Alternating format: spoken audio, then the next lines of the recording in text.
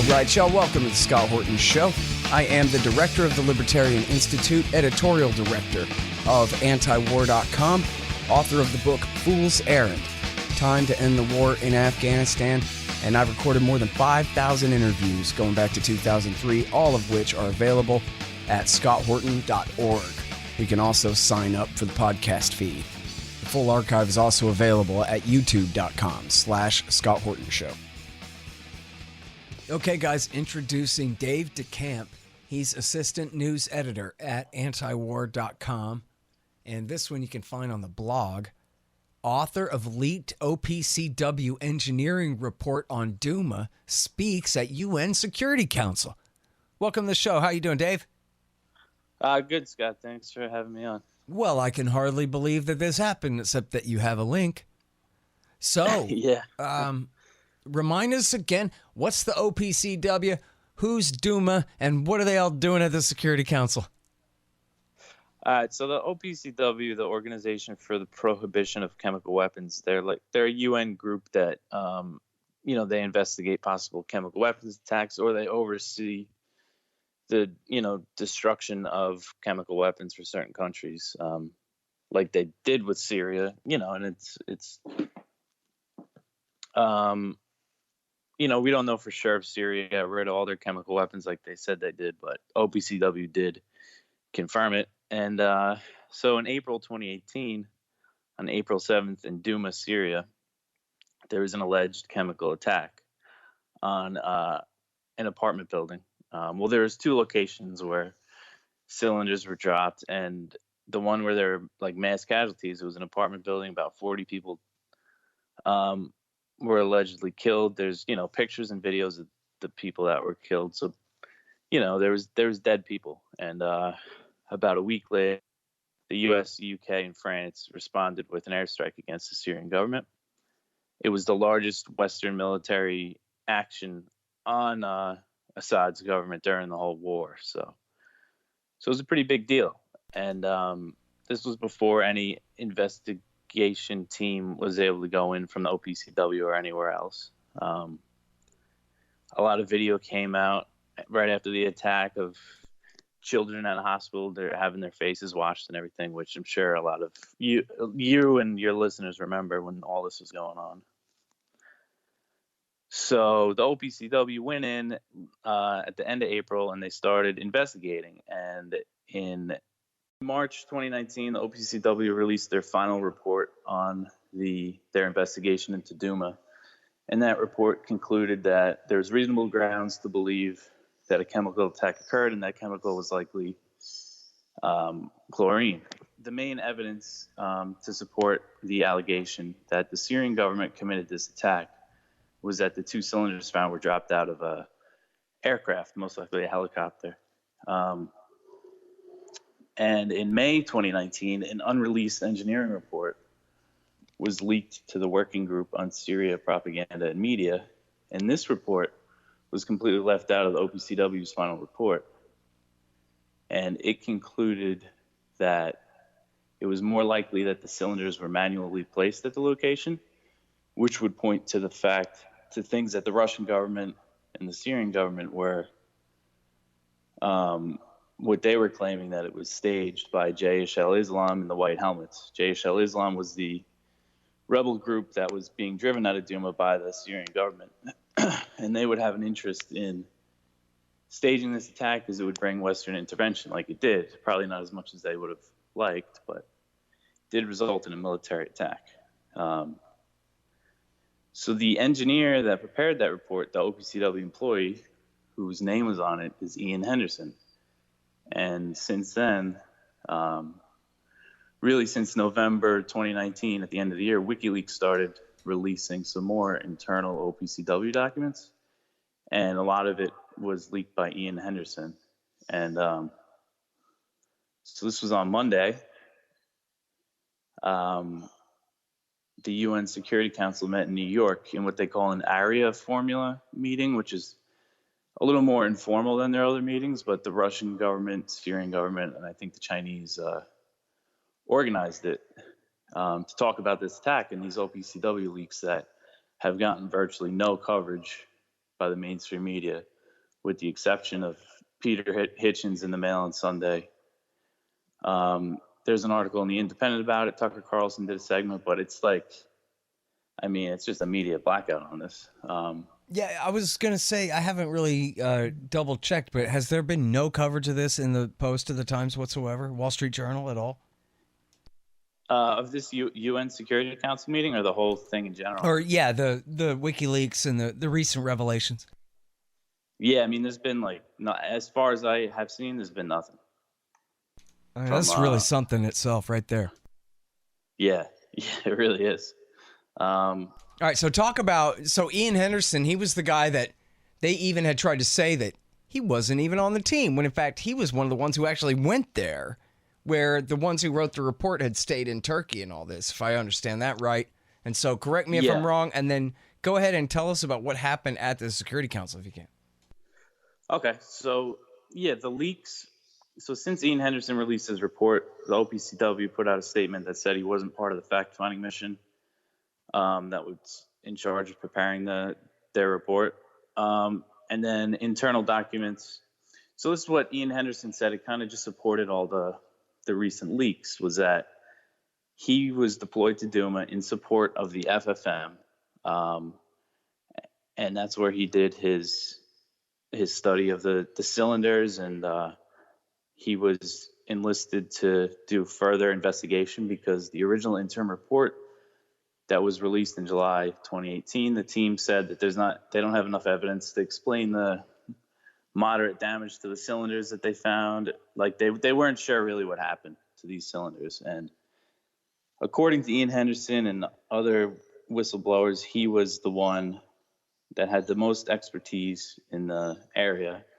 Chemical engineering. I've been reading Peter Hitchens just put up a blog post. He was a military guy. He was an artillery guy, so he has like ballistics expertise.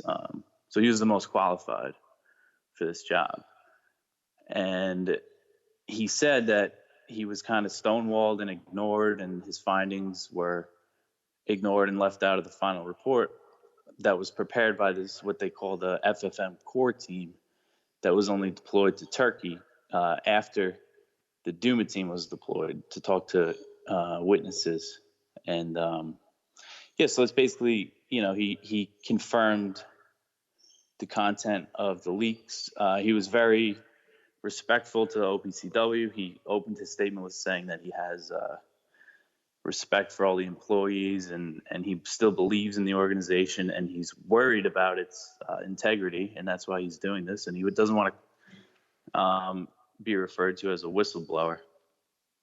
So he's not some crazy, crank that they're trying to make him out to be. He's a professional that worked for the OPCW for 12 years, and he's really just concerned about this international body that's supposedly neutral, that it might be,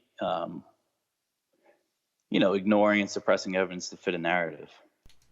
Yeah. Well, and one that they kept trying over and over. This is the third giant fake sarin attack in the Syria war. So, so far there haven't been, a fourth or a fifth major one anyway. I guess there's some claims, chlorine attacks here and there. But so there was a recent claim that there was Mike in September of 2019. Pompeo said that there was another chlorine attack in like May of 2019 by the Syrian government. So these claims are still. Mm-hmm.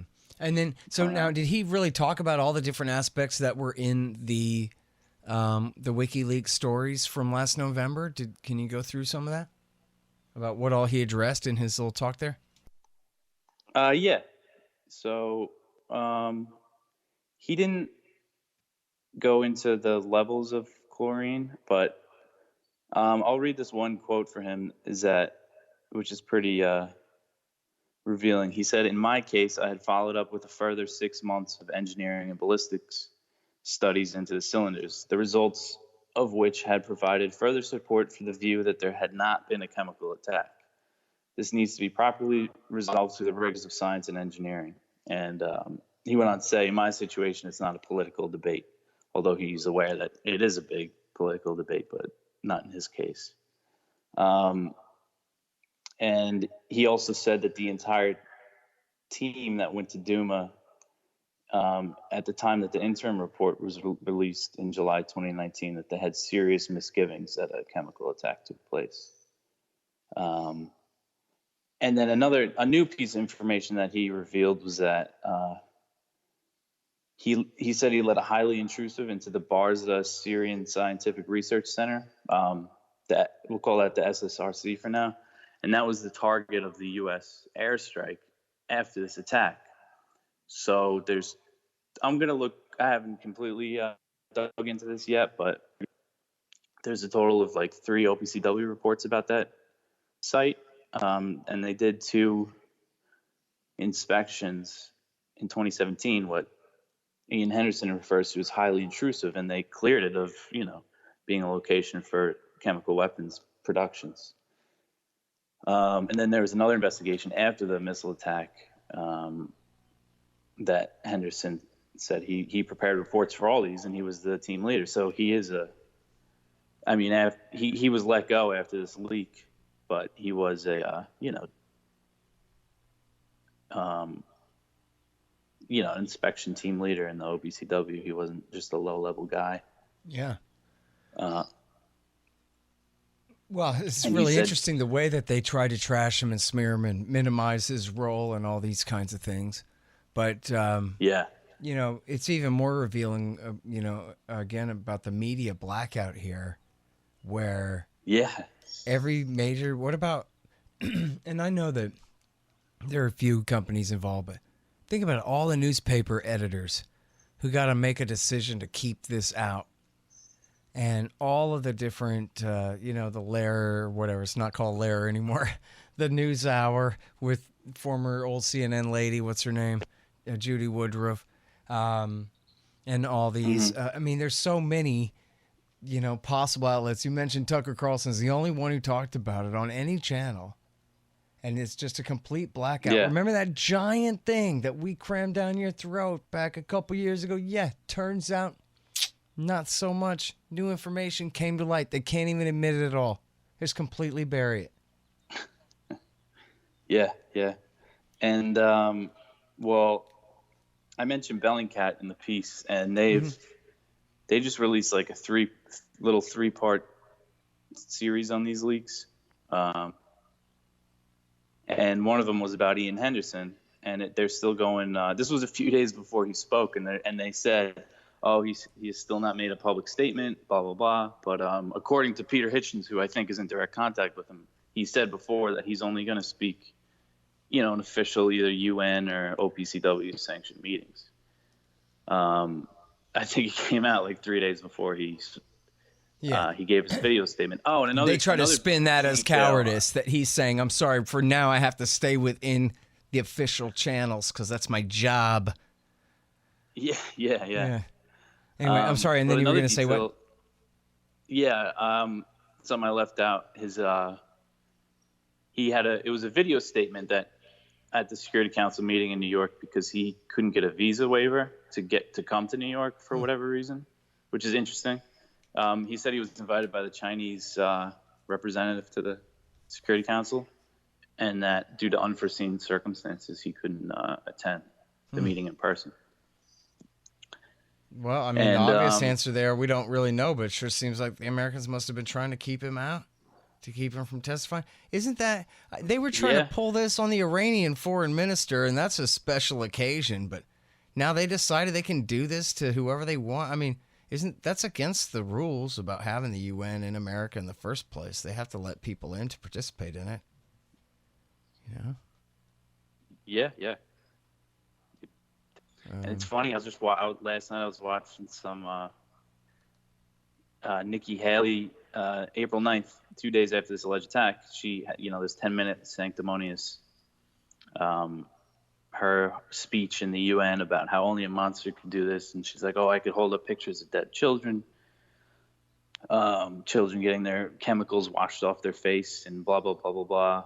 Only a monster would do this." And this was a few days before we launched the attack. And then when it was time for the Syrian representative to talk, Haley and her team, they stand up and they walk out, which is just kind of shows just the attitude about this whole.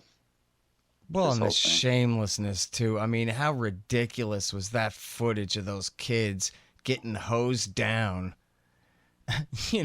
by these white helmet Al-Qaeda public relations flacks. And, oh, here's an asthma inhaler. You've been attacked with sarin. Here's some albuterol, little kid. That'll save you. And, and here's a hose. Take that, sarin nerve gas. And then they put that on TV. And Nikki Haley, this is her thing. That at least with the pictures of the dead people on the stairwell, you don't know what really killed them or how they got there. But they sure look pretty dead. Something happened to them. There's at least a crisis there.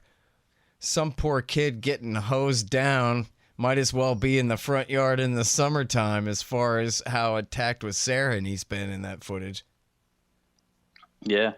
And I think, and that's pretty much accepted that hospital scene was staged. There was like a BBC reporter who said, Robert Fisk from The Independent.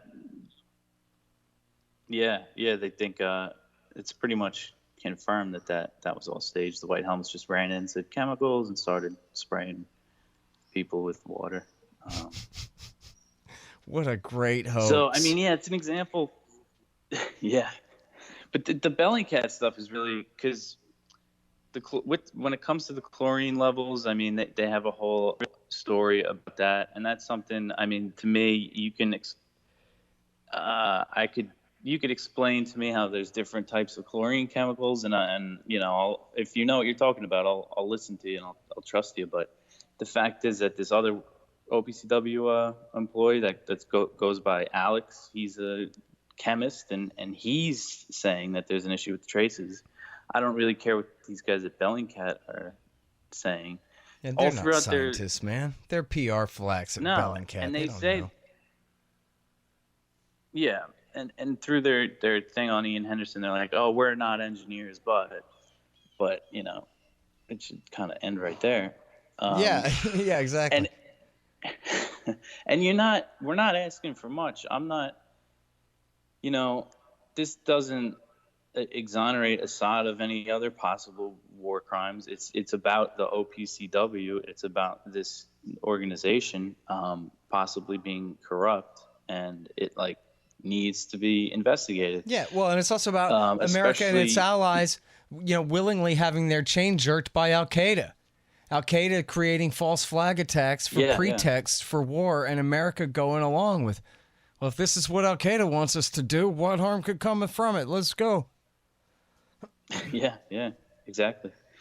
But yeah, because I'm writing about this. I'm reporting on this. I put my opinion in a little bit just because of the media blackout is just so ridiculous. But I'm perfectly willing to accept the conclusion that Assad did this. But the people at Bellingcat, that they cannot even consider that. Which is kind of revealing. It's like there's clearly an agenda there. What I mean is they cannot consider the other conclusion that it was possibly staged. Yeah. So. Because that's not their job. And, it's not a coincidence that they also happen to be one of the major forces behind pushing the Gouda hoax and the Kanshikun hoax, too. I mean, when it came to Gouda, they must have moved where the rocket must have been launched from 10 times to try to make their story stick. And the whole thing's completely ridiculous. It's not even confirmation bias. It's just bull. Yeah. They're lying. That's their job, is making you believe things that aren't true. That's the ticket, see? Yeah. Yeah, and they're pretty good at it, apparently. Because there's a market for it, no question. Yeah. The Newsweek journalist that resigned after these leaks came out, Tariq Haddad, in his, he released some internal Newsweek emails, and they were like, well, Bellingcat says it was not a big deal, so yeah, ridiculous. That's that. And that could be how it's being killed in newsrooms, and people aren't willing to risk their jobs over it. Right. Yeah, they all cite each other's inaction as their excuse to not do anything. Well, I don't know. Bellingcat says it's fine, and nobody else is challenging them, so why would we? Yeah. So it's just good to see. I mean, you got to watch the video of Ian Henderson. He's a professional, man. I think I'm just going to go ahead and let that play and tack that audio onto the end of this interview. Yeah. In fact, so people can hear that. And then it's also linked in your great article at antiwar.com too. Yeah. And I keep bringing up Peter Hitchens, but he just wrote, I saw it last night, a rebuttal to Bellingcat's. Maybe I'll send you that link so you can put it in your, I don't know if you've seen that, but you can put it in the show notes. Because he says sources close to Ian Henderson requested that he did this. And these sources could be more OPCW investigators because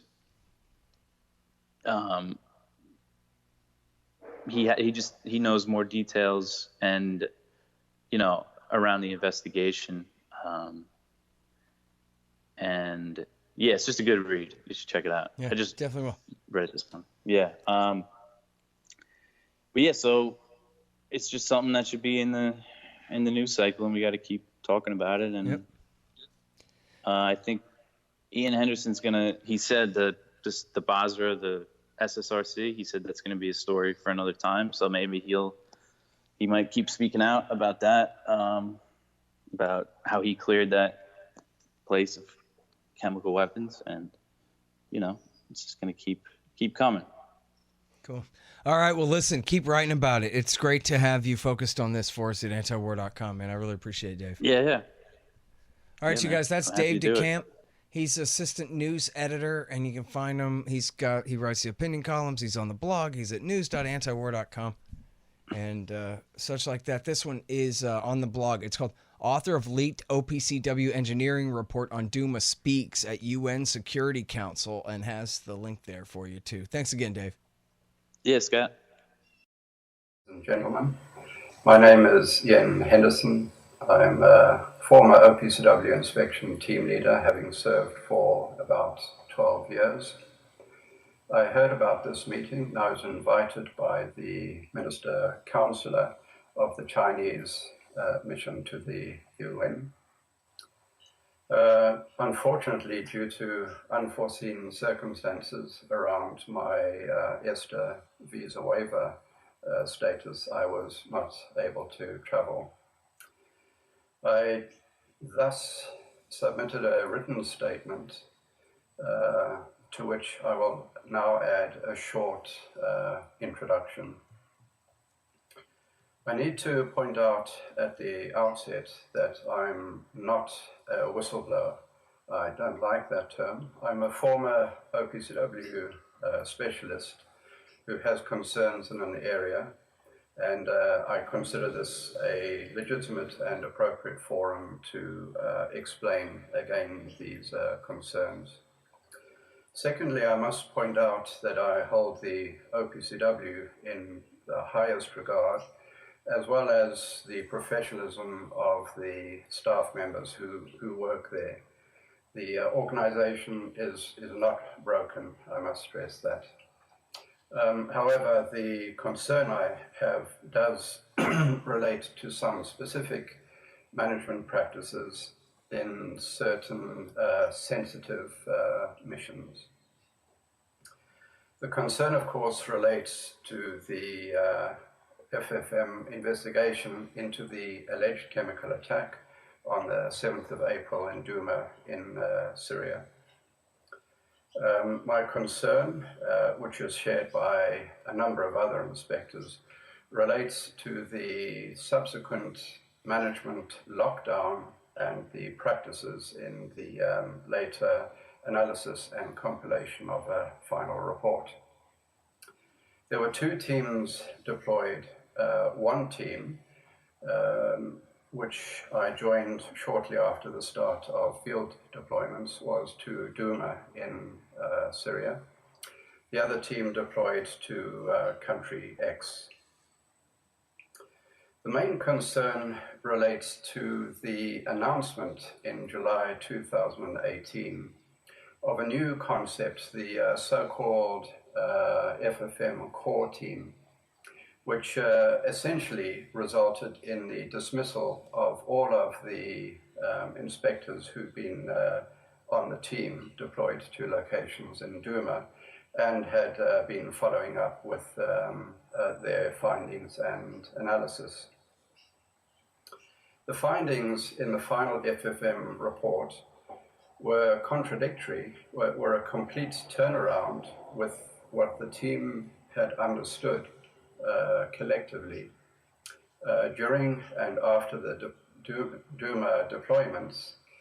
And by the time of release of the interim report in July 2018, our understanding was that we had serious misgivings that a chemical attack had occurred. What the final FFM report does not make clear, and thus does not reflect the views of the team members who deployed to Douma, in which case I really can only speak for myself at this stage. The report did not make clear what new findings, facts, information, data, or analysis in the fields of witness testimony, toxicology studies, chemical analysis, and engineering and/or ballistic studies had resulted in a complete turnaround in the situation from what was understood by the majority of the team and the entire Douma team in July 2018. In my case, I had followed up with a further 6 months of engineering and ballistic studies into the cylinders, the result of which had provided further support for the view that there had not been a chemical attack. This needs to be properly resolved, we believe, through the rigors of science and engineering. In my situation, it's not a political debate. I'm very aware that there is a political debate surrounding this. Perhaps a closing comment from my side is that I was also the inspection team leader who developed and launched the inspections, the highly intrusive inspections of the Barza SSRC facility just outside Damascus. And I did the inspections and wrote the reports for the 2 inspections prior to and the inspection after the chemical facility or the laboratory complex at Barza SSRC had been destroyed by the missile strike. That, however, is another story altogether, and I shall now close. Thank you. The Scott Horton Show, Anti-War Radio, can be heard on KPFK 90.7 FM in LA, APSradio.com, antiwar.com, scotthorton.org, and libertarianinstitute.org.